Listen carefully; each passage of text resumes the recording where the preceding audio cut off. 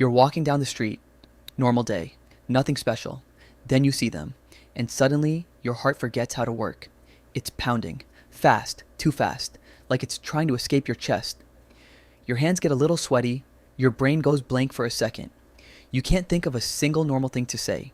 And the worst part, you have absolutely no control over any of it. But here's the thing, what's happening inside your body in that moment isn't random. It's not weird. And it's definitely not a malfunction. It's one of the most ancient survival systems in human history, firing up for a reason that has nothing to do with romance.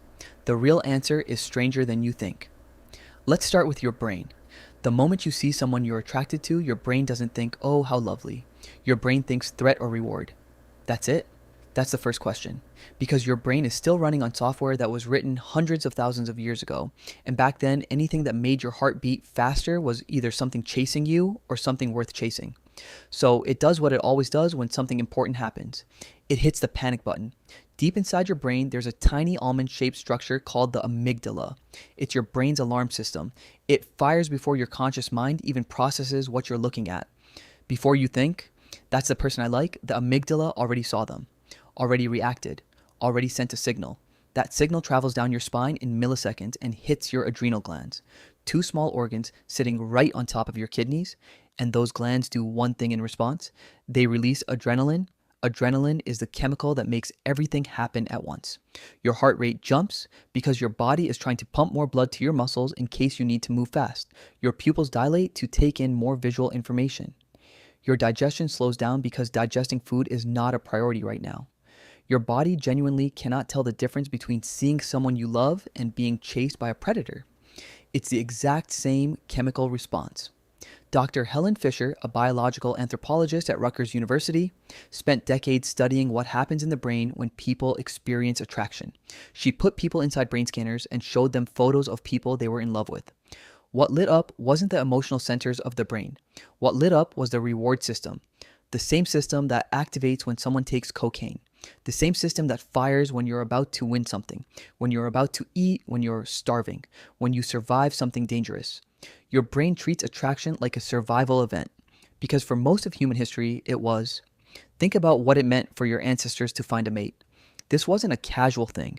This was one of the most important decisions a human could make. The wrong choice meant fewer children, less protection, less food, less survival. So your brain evolved to take it seriously, to hit the alarm, to flood your system with chemicals that make you hyper-aware, hyper-focused, and unable to think about anything else. That's why you can't concentrate when you're around someone you like.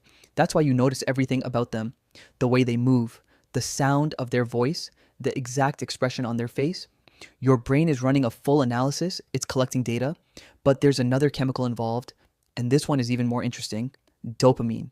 Dopamine is your brain's reward chemical. It's not released when you get the reward, it's released when you're about to get the reward, when the reward is possible. This is why attraction feels so powerful when you don't know yet if someone likes you back. The uncertainty itself is the trigger. Your brain is saying this might happen, this could happen. Stay focused, stay alert, don't mess this up. Researcher Arthur Aaron at Stony Brook University ran an experiment in the 1970s that became one of the most famous studies in psychology. He had men walk across two different bridges to meet a woman who asked them questions. One bridge was sturdy and safe. The other was a narrow, shaky suspension bridge high above a canyon. The men who crossed the dangerous bridge were significantly more likely to call the woman afterward and report feeling attracted to her. They mistook the adrenaline from fear for the adrenaline from attraction. Their bodies couldn't tell the difference. Neither can yours. This is called misattribution of arousal. Your body generates a physical response, racing heart, heightened senses, sweaty palms, and your brain looks around for a reason.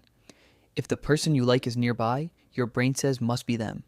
And then there's norepinephrine, another chemical released alongside adrenaline. It's responsible for that laser-focused feeling, the way time seems to slow down slightly when you're looking at them. It's responsible for that laser-focused feeling, the way time seems to slow down slightly when you're looking at them, the way you remember tiny details from that moment for years. Norepinephrine essentially burns the experience into your memory. Your brain is saying, remember this. This matters.